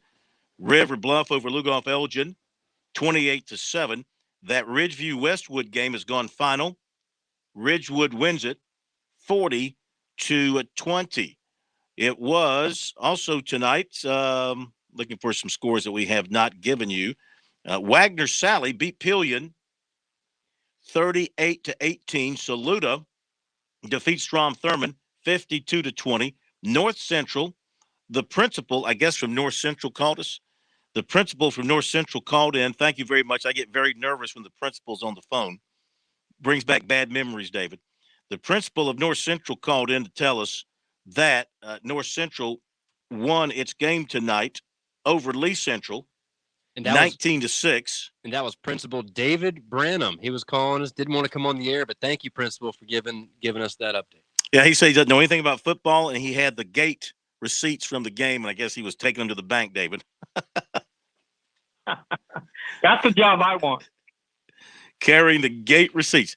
All right, I think we've updated the scores that we have in from the Midlands that are new.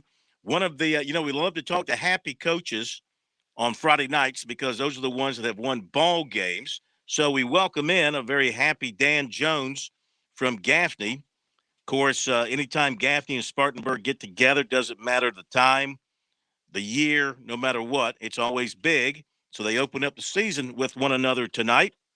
Gaffney gets a very impressive 31-12 win. Coach, congratulations. Yes. I got to believe you feel good about the way, based on the score, you got to feel good about the way your guys played tonight.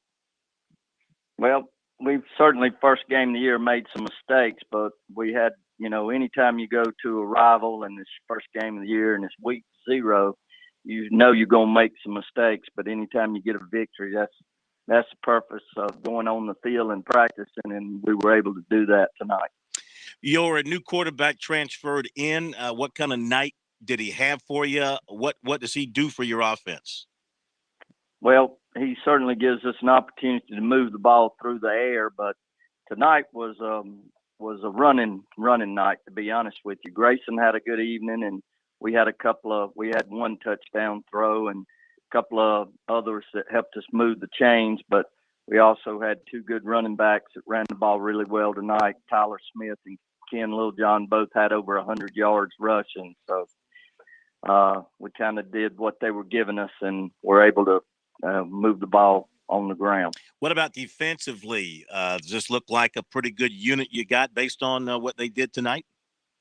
Well, defensively, we blocked the first PAT, so that helped us with the 6, and then we blocked 2 field goals that kept them from cutting the score on us and kept us in the driver's seat. So, those are always key, and that's first game. A lot of times you'll have something go wrong in the kicking game, and we had a couple of things go right for us there. So we were able to win the kicking game. So that certainly helped. And then our defense came up.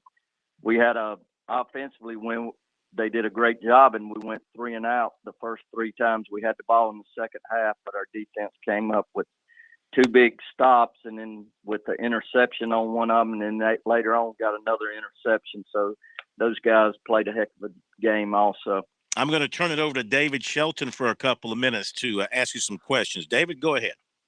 Yeah, Coach Jones, I was just wondering, is it easier to get your team ready to play when you're playing a rival like Spartanburg? I mean, rather than playing just a week 0 game against an opponent that maybe you're much better than, is it easier to focus your guys because you know it's Spartanburg and the history y'all have? Well, I think so. No, certainly we didn't have a hard time drawing them in this week. You can always tell their eyes when you're playing an opponent that can beat you for sure. And, they're always paying attention, and they want to make the corrections that you're giving out there and all, because they want to be successful and they want to have a chance to win. A lot of times when you're playing an opponent, certainly that you feel like you're a lot better than, and you lose focus a lot at practice. And we certainly didn't have that problem this week. And with it being week 1 and it being, we didn't get a chance to play Spartanburg last year, and they've been our longtime rival for many years. And certainly, it's something the kids look forward to is playing the Spartanburg team and to be able to open the season up. And after having a shortened one last year, it's certainly very exciting for these young men. Well, next week y'all were able to throw a game together, and it's going to might be the game of the year, and it wasn't even on the original schedule. With Dutch Fork, how did that come about? And you got them coming to the reservation, which is exciting for your fans, and what they're going to bring. Oh, no doubt.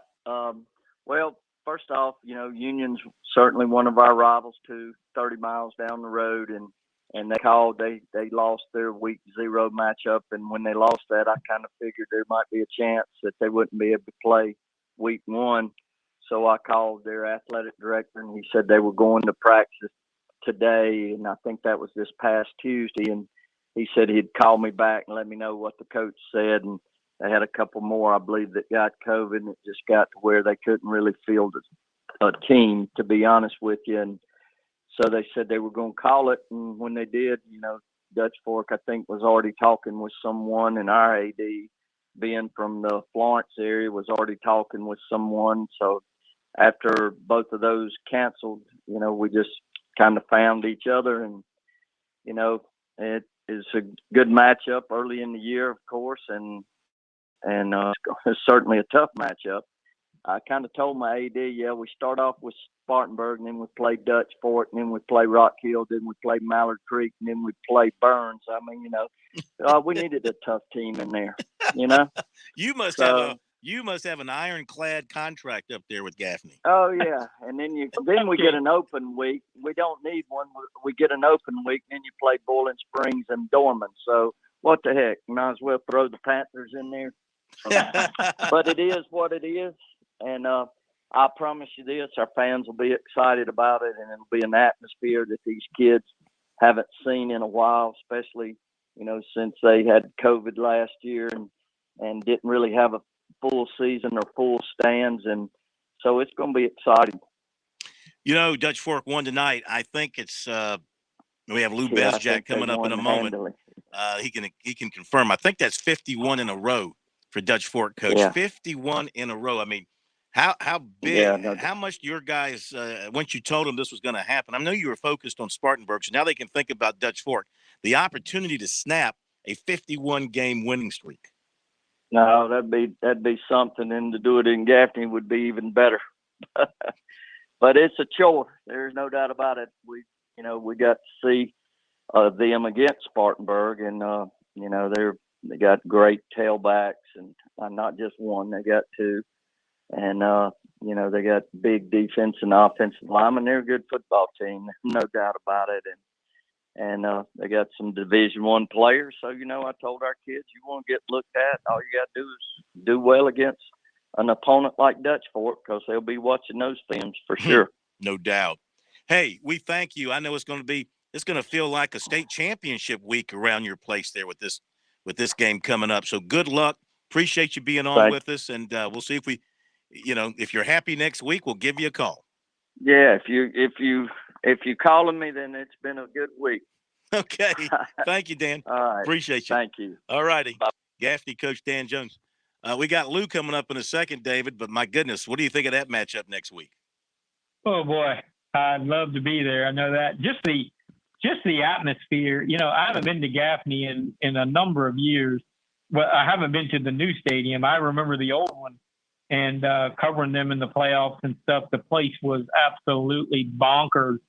And those people are going to be fired up. The atmosphere is going to be great. It's two really good football teams. And like you said, they've got a chance to end that winning streak that Dutch Fork's got. And it might be a preview of a state title game. You might see them again in December. But I applaud both schools, Tom Knotts and Dan Jones, for putting this together because, I'm not going to mention names, but there are coaches who would not even answer the phone if Tom Knotts was calling. And for them to get this together, it's going to be a great night, and it's going to be a great football game. Well, I'll tell you what, we're going to hit our break. We'll come back, and from the state newspaper, the veteran prep writer, award-winning Pittsburgher, moved to Columbia, Lou Bezjak. He'll tell us about his game tonight here in Columbia. Also that situation with the Ridgeview Westwood game, but I'm sure he's got some early thoughts on Dutch Fork and Gaffney. We will get all of that from the mind of Lou coming up after the break on the High School Scoreboard.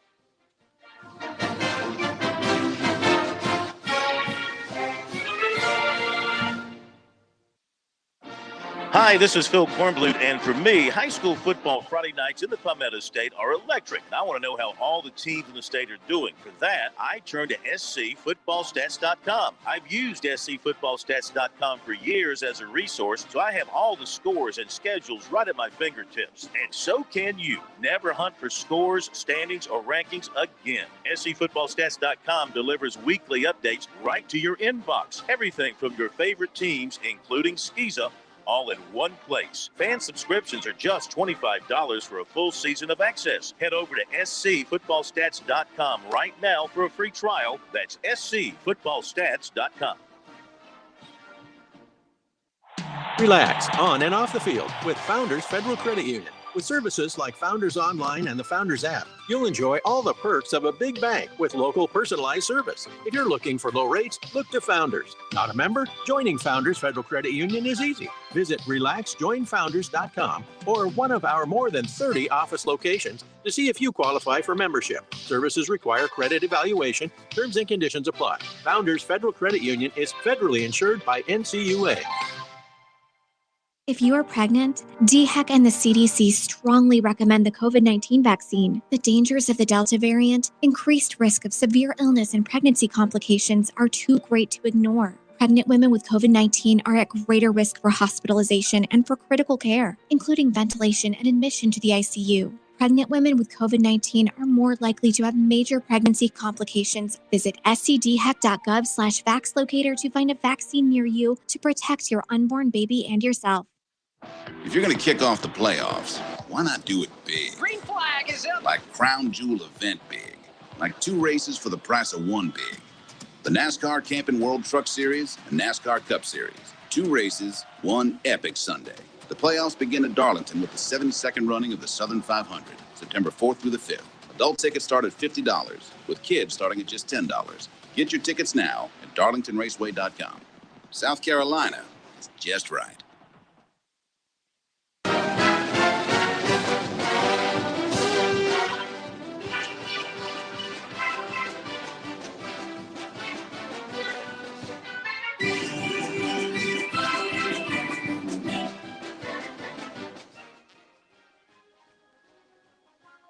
Another final score for you. We get the mic on.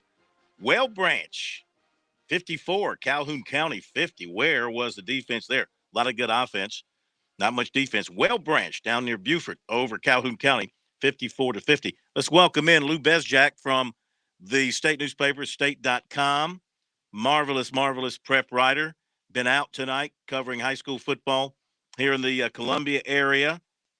And he's going to join us now with an update. He was at that Camden and Gray Collegiate game. He also was monitoring what was happening with Ridgeview and Westwood. So you had your hands full tonight, sir. Yeah, it was crazy. It started even before that with the Chapin Airport game being canceled an hour before kickoff. It's just been a crazy week, and I think it's going to be like this almost every week, at least for the first few weeks. But I know. got to see some football tonight, and a good performance by Gray Collegiate for sure. What'd you like about him? Casey Adams.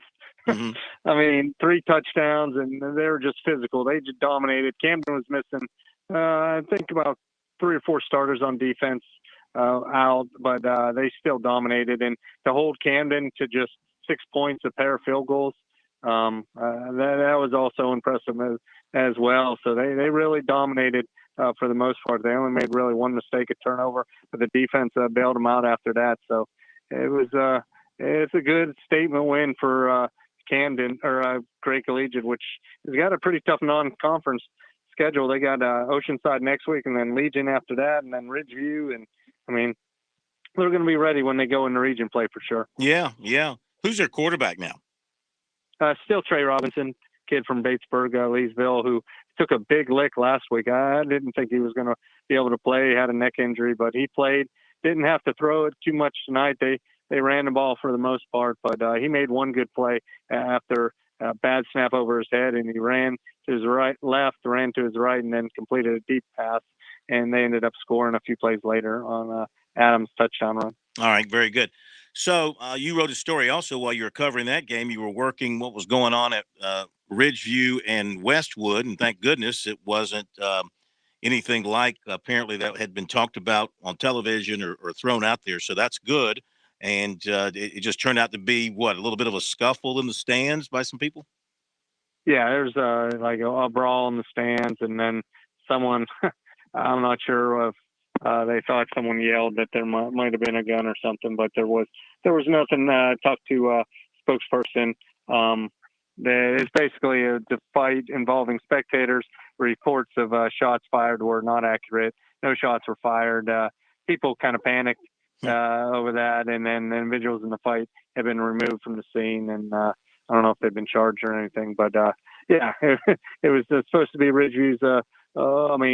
It was been a celebration kind of a day. They had a ribbon cutting earlier in the day for the new stadium, and then it's televised game. So just I hate to see like that, and luckily there was wasn't a gunshot or anything, and they were able to continue the game, and Ridgeview went on to win. A pretty good win for them. I think they have a chance to be really special in 5A Upper State, and they got off to a good start despite everything going on around them. Yeah, for sure. Let me ask you a couple of other thoughts on local teams here in the Columbia area.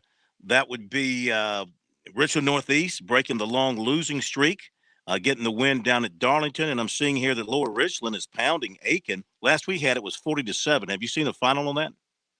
It's still, I think they just started the fourth quarter. They were in a long delay. Okay. I think a long rain delay, but they just started fourth quarter. But yeah, Richland Northeast, Walt Wilson, kind of bringing a new energy. They're opening their new stadium next week. They got he's kind of trying to change the culture, and his son's a quarterback, freshman. I know there's high hopes for him. I think he's a good-looking kid. I saw him last week. I think he's like 6'1", 6'2". So he's going to be a guy to keep an eye on down the road. But I think he'll do a good job there. It's a tough place. And I know Darlington has struggled over the last few years, but to get a win and to get some confidence build is big for that program going forward. Yeah, absolutely. So, and Walt Wilson, by the way, heck of a coach, right? He's won everywhere he's been. Yeah, and it's been at the class. I mean, the Calhoun and C.A. Johnson turning around. He did pretty good at Battery Creek, and I think he wants to try it at a bigger level. Richland Northeast 4A school in a tough region with Flora and Irmo and that, but I think he wants to prove to himself and others that he can do it at the higher level as well. All right, and before we let you go, just your early thoughts. Dutch Fork going up to Gaffney. And, over the years, we've said, okay, this team's going to give Dutch Fork a battle. This is when Dutch Fork is going to, go down, et cetera, and, 51 in a row. So is that winning streak in jeopardy up at Gaffney next week? I saw after watching them a little bit in the scrimmage and in spring practice, I'm like, I don't know. And then tonight they come out and rush the ball for 456 yards. And I mean, Jarvis and put 70 points on, but and they got inexperience at the quarterback. But I mean, I think Tom Knotts will find a way to. He's going to rely on the running game a lot, and the team's battle tested. And I think he kind of likes going on the road. I think they only have 3 home games now with the schedule, and I think he's really going to sell that to his players. And I think he'll have his team ready, and that's going to be a heck of a matchup. I'm pretty sure I'm going to head up that way. I haven't been to a game up at Gaffney, and that's a heck of a game to see, and one of the games of the year so far in the early season. So, and I think Gaffney's got a good team. Grayson Loftus is going to do big things there, and it'll be fun to see Dutch Fork's defense go against that Gaffney offense. Quarterback-wise at Dutch Fork, I don't know the breakdown tonight. Which one led the way? Which one do you think they're going to stick with? I think it's Patterson, David Patterson. He started tonight. He played with the ones when I saw him scrimmage Greenville and against last week when they scrimmaged Cardinal Gibbons. Alium Appler, the transfer from New Hanover in North Carolina, played some tonight. I think he rushed for a touchdown or so too. He played, but I think it's Patterson right now, just the experience. I mean, being in part of the system for 4 years, and I think he feels a little bit more confident. Like I said, it's not going to be a big passing. I think they only throw for like 50-some yards a night, which I don't know. Antonio Williams' numbers might suffer, but he's still going to be there in a threat. And I think Jarvis Green, they're going to rely on him a lot in that backfield this year. Hey, Lou, thank you so much, man. Great stuff. Go catch a break and relax a little bit, and we'll catch you next week from Gaffney. If you're going to be up there, look forward to hearing from you. No problem. Thanks, guys. Appreciate it. Thank you. Lou Bezjak from the States and state.com. Does a little bit with GoGamecocks.com. So, David, it's going to wrap the first night of the high school season here on the High School Scoreboard. What'd you think of things you heard tonight and learned tonight? Well, I think number one thing we learned is that it's going to be a crazy year, and we're just going to have to do our best to get through it. And the second thing I learned tonight is that Dutch Fork is still really Dutch Fork. Mm-hmm. And while Lou was talking, I was on my phone watching a video of the running back Jarvis Green on a 32-yard touchdown run. He is really good. That's a kid that kind of came upon the scene. I mean, he was their running back the whole year, but the Will Taylor was getting all the attention, rightly so. And then in the state championship game, Jarvis Green just went off and against Keohana and had a huge game. And all of a sudden, everybody's like, "Wow, where's this kid been all year?" Mm-hmm. Tom Knotts is like, "Well, he's been right here." But it is amazing to me how Tom Knotts motivates his team. Like Lou said, they're going to probably have 3 home games. Most coaches would be freaking out about having only 3 home games. He's like, whatever. We're going to use that as a badge of honor. And we're going to play on the road. We're going to go play anybody, anywhere, anytime. And that kids feed off that. I mean, he is a master motivator of football players. It's amazing, simply amazing. And I mean, look, he did it for all those years at Independence in Charlotte, and he's just come in and just made Dutch Fork one of the preeminent programs in the country. Got another final here. It was Beaufort defeating Richmond Hill of Georgia 28-8. So we got that one for you. And just looking to see if there's anything else new that we've been able to update. But I think, everything that we can get our hands on, we have gotten. I mean, Lake Marion. All right, tell me if these games were played, David, as far as you know. Lake Marion and HKT? I don't think so. Yeah, Chapin Airport. I know that was postponed. Lower Richland was beating Aiken badly. Fox Creek and Ben Lippen, I think that one was canceled. Yeah, they did not play. Allendale Fairfax, Blackville Hilda? No. Yeah. Blackville play next week either. Blackville is supposed to play Barnwell next week. And they're sick too. They got COVID. Yeah. Dorchester Academy in Branchville? Dorchester Academy, they've shut down the school completely like a week ago. They had a major rampant through the faculty before school even started. So they haven't, they're shut down for a while. How about Central and Buford? Any idea if they played? I don't think they did. Yeah. Silver Bluff, South Aiken? I haven't seen that score anywhere. Yeah. We got a few scores here we've been trying to fill in, but you know what? We did the best we could for the opening night, and we got most of them. And so, David, I want to thank you for a great job. Hope you have a great weekend. Get out and see a high school game tomorrow night. You probably will. And we will talk to you next Friday night, my friend. Thank you. Okay, take care. And Pat Daniel, thank you. And thanks to the guys that called in. And most importantly, thanks to all you high school fans. We'll see you next week. The only afternoon local talk radio in Columbia is the Afternoon Drive with Kev. It's all about you. It's your phone calls. It's my challenging topics. All the news, traffic, and weather weekdays, 4 p.m. on The Point. Press that button, home stew. WQXL Columbia, W264DF.